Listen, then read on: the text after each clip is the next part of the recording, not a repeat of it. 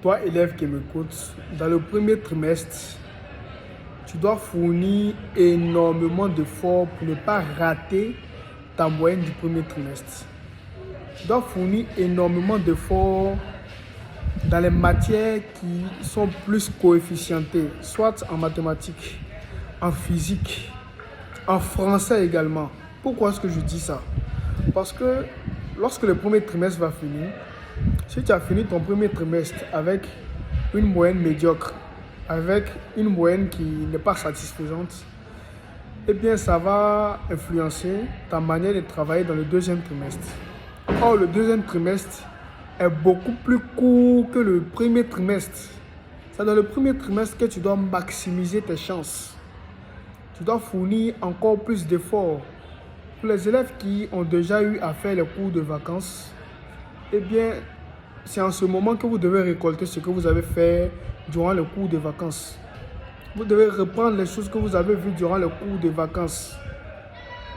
Parce que tu ne peux pas dire que tu as fait des cours de vacances et puis tu arrives en classe et produire des moyennes qui ressemblent à des personnes qui sont parties faire des travaux de vacances.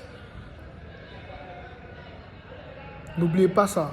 Le premier trimestre, c'est une opportunité à saisir. Vous devez fournir extrêmement d'efforts. N'oubliez pas ça. Travaillez. Ne regardez pas les gens. Parce que souvent, tu verras certains de tes camarades en classe qui vont rire avec toi. Mais c'est que ces personnes-là, ce sont des gens qui comprennent les leçons. Ce sont des gens qui sont très intelligents. Ce sont des gens qui bossent réellement à la maison.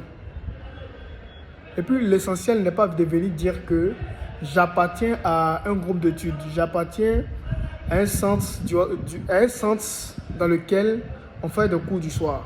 Si toi, élève, tu n'as pas la capacité toi-même de t'asseoir personnellement à la maison et bosser toi-même personnellement sans l'effort de ton encadreur à la maison, eh bien tu ne vas pas avancer parce que tu peux avoir le meilleur professeur au monde. Tu peux avoir quelqu'un qui à tes côtés bénéficie de tous les avantages, qui a la connaissance, qui a la compétence, qui a la compréhension et qui sait comment les transmettre. Mais toi, l'élève qui n'est pas intéressé là, si tu n'es pas intéressé et que tu n'augmentes pas ton intérêt et que ça reste comme ça va finir par la médiocrité. Ça va finir par la médiocrité. Donc, dès à présent, au moment où les notes n'ont pas encore commencé en classe, c'est le moment de fournir extrêmement d'efforts pour ne pas à la fin être découragé. C'est le moment de se lever. Parce que le premier trimestre, je rappelle, il est très court. Il est très long. Le premier trimestre est très long. Ça veut dire qu'il y a le moment de se rattraper. Même si souvent tu as eu de mauvaises notes, tu peux les rattraper. Je ne souhaite pas d'avoir de mauvaises notes pour quelqu'un, mais ce que je veux dire, actuellement où on est, il y a la possibilité d'éviter d'avoir de mauvaises notes. Il y a la possibilité de toujours faire quelque chose.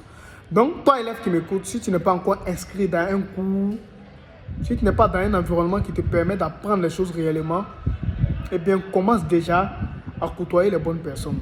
Commence déjà à apprendre tes leçons. Commence déjà à fréquenter les gens qui apprennent eux aussi. Sinon, actuellement, si tu restes comme ça, c'est dangereux. Si tu restes comme ça, eh bien, ton premier trimestre va finir comme ton année scolaire a fini l'année passée. Et généralement, l'année scolaire des gens finissent avec la médiocrité, finissent avec des notes qui ne sont pas satisfaisantes, finissent avec des élèves qui ne veulent pas travailler, avec des paresseux. Donc, n'oubliez pas ça. Le premier trimestre, dites-vous que c'est la phase décisive.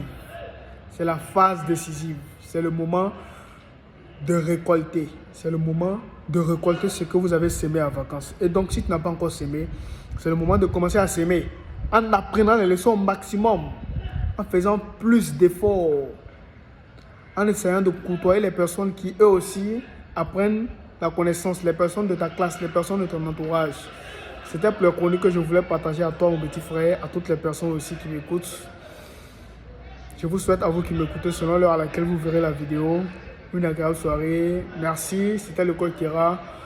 Passe une agréable soirée.